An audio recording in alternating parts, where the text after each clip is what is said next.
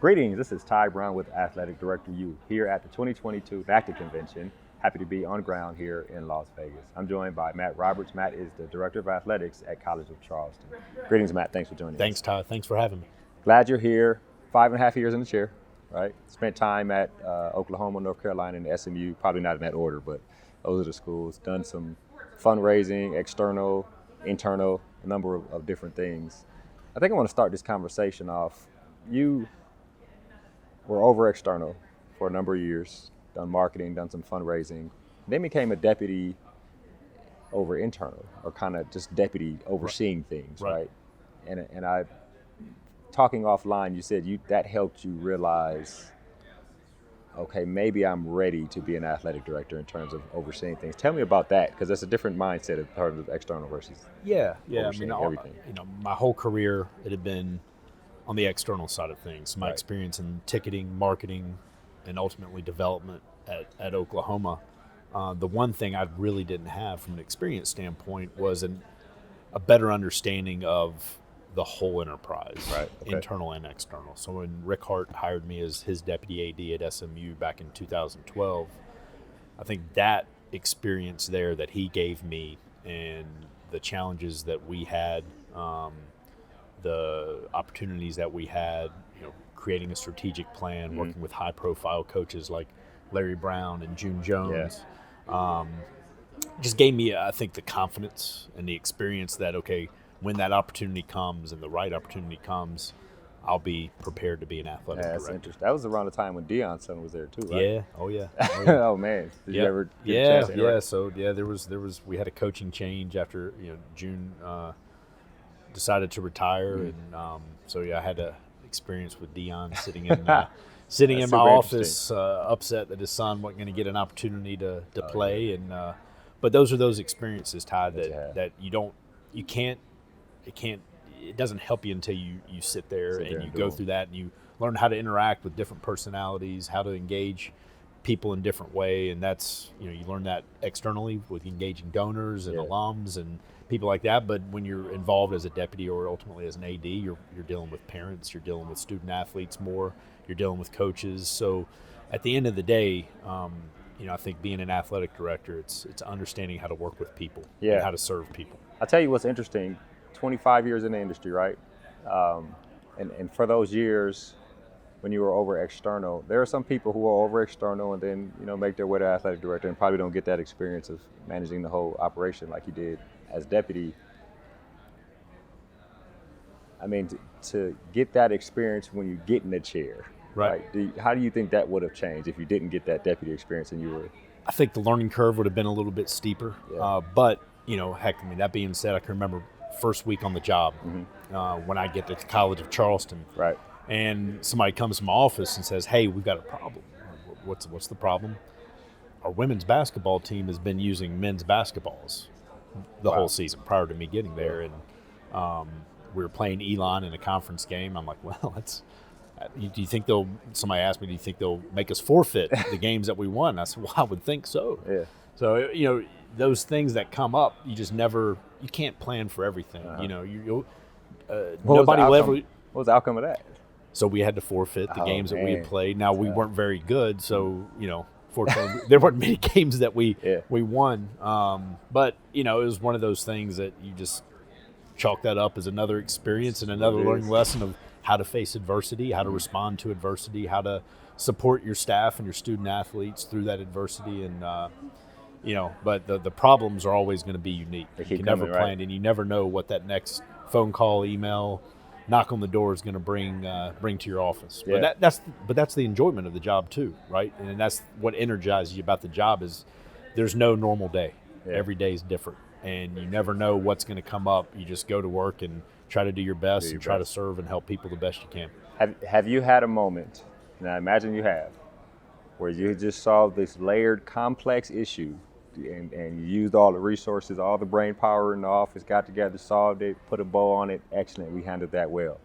And then the phone rings and the next thing has come up. Always, man. I mean, it's never, the job never ends. Right. And that's the beauty of it, right? It's always on to the next. Sometimes it's juggling 3 or 4 or 5 different things and being able to compartmentalize those, right? Because you serve many people, and everybody's issue, rightfully so, is the most important issue for them. So you try to do your best to not let what's going on over, on this side of the room affect what's going on the other side of the room, and give everybody the attention they need and the support they need to move on and to solve problems or to find opportunities. And be it's successful. So it's what they're there to do, right? Yeah, but it's fun. Thinking about fundraising, there's a lot of young people getting into development, and I guess everybody was young when they got into development right, at first. right. You were probably young, but I see a lot of people of color getting into development too, which I think is a great thing. But when you first start off and you're trying to figure out how to cultivate, how to develop these relationships, tell me about that aspect. What were some of the challenges early on, and are any of those challenges early on still visible today now that you're 25 years in as athletic director and you got fundraisers working for you type situation? No, I mean, I think early on you kind of operate with this, maybe it's fear, maybe it's a little bit of lack of confidence, maybe it's uncertainty or just not the belief that how to do it and how to ask somebody for money. Right. So until you kind of go through and somebody tells you no or somebody tells you yes, and you build that confidence over time and repeat it over time, it's hard to really break through. And I think at least now I'm at that point where I'm not afraid to sit there and ask somebody, instead of them giving $500,000, asking them for 1.5, or instead of $1 million, asking them for 2. Worst thing they can say is no, right? And so I've just been fortunate enough to be in enough opportunities where I've developed that confidence that donors expect you. They know what you're doing. They know what to do. They know what the deal is. And if you've done your job to build that relationship well enough, the ask should be the easy part. Because the donor know it's coming. And sometimes you don't even have to make the ask. The donor will offer that, and now you're just trying to work on a price. But being a storyteller, make a compelling story to that donor that marries their passion and identifies the need for the program, and just doing that repeatedly over time is at least how I've found fundraising to be successful. So the no's get dulled, right? You get, people gonna say no, it happens. Right. But do the yeses, like, it's not the hit of dopamine like it was when you were young? Oh, no, it's no, not at all. Not at all. We've been lucky enough with a couple of fundraising campaigns recently with tennis and with baseball to have some 7-figure gifts that have come our way. And we don't get a lot of those at the College of Charleston. It's at Oklahoma, not as big of a deal. At SMU, not as big of a deal. But at the College of Charleston, a 7-figure gift doesn't come around often. So it's all relative, right? And I think just knowing that here's our goal. We have a fundraising goal. We have a campaign goal. And having people believe in what our vision is. And then to take their hard-earned money and support our vision through those financial donations is, you can't take it for granted. I mean, it just is. It's impressive what people are able to do, how they're able to give and support through philanthropy, and no matter the size of the gift, it's always a blessing, and you can't take it for granted. I've always wondered, do donors travel? Meaning, like, if you had a donor at one of your other stops and and you guys had that kind of relationship, will they follow you to where you are now? I imagine coaches, it probably happens with coaches sometime, but I haven't had, I'm sure there's been many administrators and many ADs that have had that, where they've had a donor that they've developed this strong relationship with. I personally have not had that, but I've had coaches that have. And a perfect example is our current baseball coach at the College of Charleston, Chad Holbrook, and he previously was at South Carolina.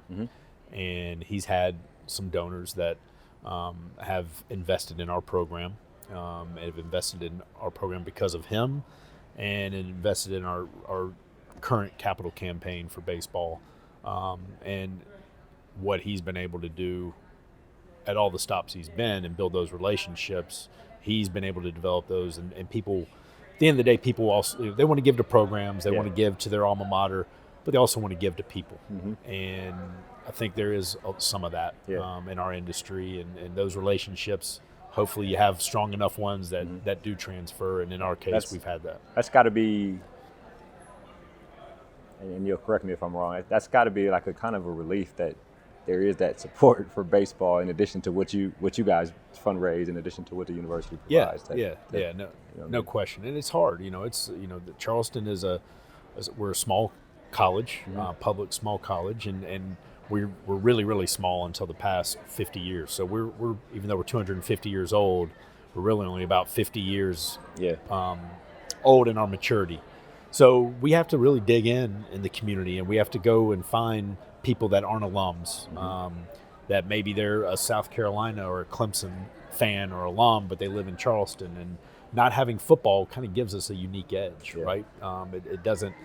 It allows us from to compete. Their support. That's correct. We kind of give them through basketball, or baseball, something to do while football is not being played. Right. And we've been really, really successful at, taking advantage of the growth of the city of Charleston, taking advantage of the strong business acumen in that community, and bring them into our athletics department, sharing our vision. And I would say the majority of our donors, particularly at the highest level, their only relationship with the College of Charleston is through athletics. So that's a pretty cool thing to have, and pretty gratifying thing for us to know that we're making an impact in the entire community through athletics. Tell me about that aspect, right? You got to go out into the community and find people who don't necessarily have the affinity with the university, and then create that affinity with the university through athletics. There's an aspect of create these new relationships, but then there's also an aspect of the university, like, athletics, you got these relationships. Let's work together on. That happens quite a bit. And whether it's a naming opportunity with TD Bank, or one that we're developing now for our baseball performance center, or individual donors. I can remember when our president, who's now been here for 3 years, Andrew Shue, he asked each of the departments, deans, but then also us, who are some of the key people I need to meet. And one of the key individuals, a gentleman by the name of Ben Navarro, who's a billionaire in Charleston, and his only relationship with the college was being a season ticket holder for basketball. And I was able to introduce he and our president, and through that developed a strong relationship because of Ben's passion for education, particularly for inner city or underprivileged youth. I knew that would marry well with our School of Education, and knew our president would enjoy that relationship, and hopefully that could help push forward and improve, kind of the financial support of that part of our campus. So we're a small part of our campus. And, one thing that I learned starting with Joe Castiglione at Oklahoma, and obviously with Rick Hart as SMU, is our job is to support the campus, and to support 100%. The campus mission. And we can do that in different ways, but being collaborative, and particularly when it comes to donors, is a strong way that athletics can serve as that open door and brings those folks in the community in and gives them that initial involvement. But once we learn a little bit more about those individuals, maybe we know that there's an opportunity for them based off their passion and their passion for philanthropy that can help the academic side and the academic mission. I think that's that philosophy, right, of let's get you here through athletics, and then maybe we can get you involved with the rest of the university. I think that's an excellent philosophy, because you deal with sometimes some people on campuses, maybe faculty, or some people don't understand how athletics is a part of the academic mission. But if we're getting people here from the community, and then get those people here, and now they want to get involved with the athletics and get involved with the university. There's the number of benefits there, from student athletes to engagement to development, that benefit everybody on campus, are tremendous. Right. And I don't know how much that goes on, because obviously I'm not on campus, right? I do a lot of these interviews, but I'm not actually on campus. But to me, that sounds like a wonderful thing. Like, when there are naysayers on campus who don't understand athletics and why so much money is put into athletics, it's like, well, not just the window to the world, we're also the door. People are actually coming onto campus and getting involved. Did you see that at other schools? Is that regular? No, I mean, no question. I mean, you see it at Oklahoma, of course, big time football, and thousands and thousands of people. Their only relationship or affinity with University of Oklahoma is through generational support and passion for that football program. Right. And see it at SMU, of course, through basketball and football and the other programs. But you can't replicate or duplicate the amount of people we can invite in, have a big party while there's a sporting event going on, and engage them in a social, meaningful way, and do it repeatedly over the course of the 10 months that school is in session. So I think it's the biggest thing that, at least now at the College of Charleston, and our president and our board of trustees and our folks understand that our arena only seats 5,000 people. Yeah.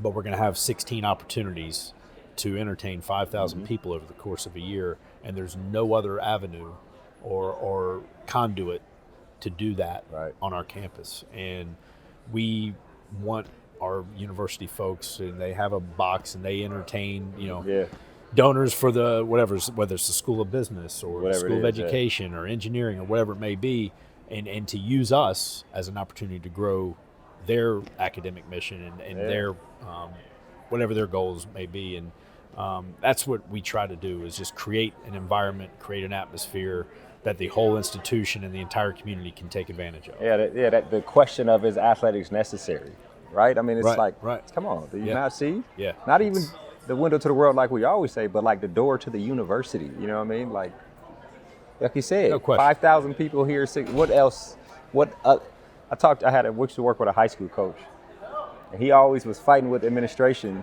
about what other event on campus is going to, A, brings in any kind of revenue, right?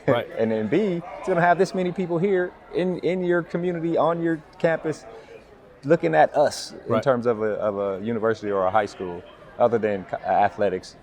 And for you guys, I guess basketball and baseball are the main. And there's no question on why athletics is important, and why athletics is an important piece of the academic mission. Yeah, and it's, and for us, obviously basketball being the primary sport, when we're fortunate enough to have, a mid-major like we are, to have a North Carolina who came and played us in our arena. It's on national TV. What's a 2-hour long infomercial for the institution, right? That every time that, camera is going up and down that court, the big script Charleston is on the court. And there's a lot of people that, wouldn't normally know who we are, and just even the simple things, when CBS Sports is doing their B-roll coming in and out of commercials, and they're showing the campus, they're showing the beautiful city, and then there's this basketball game going on. You hope that as you continue to have more and more of those opportunities, it just helps enhance the brand, the awareness, and the affinity for the College of Charleston, and ultimately help us grow as an institution through enrollment and participation. And all that things. Well, Matt, this has been an excellent conversation. I feel like I learned a little bit, which it seems like it might have been obvious to everybody else, but to me, I feel like I learned a couple things here. So I really appreciate you joining us here on Athletic Director. Thanks for having me, Ty. Yes, sir. That was Matt Roberts. He is the Director of Athletics at College of Charleston. And of course, I am Ty Brown with AthleticDirectorU. And keep in mind, the role of a leader is to create and maintain an environment that people want to be a part of. And as always, be better tomorrow than you are today.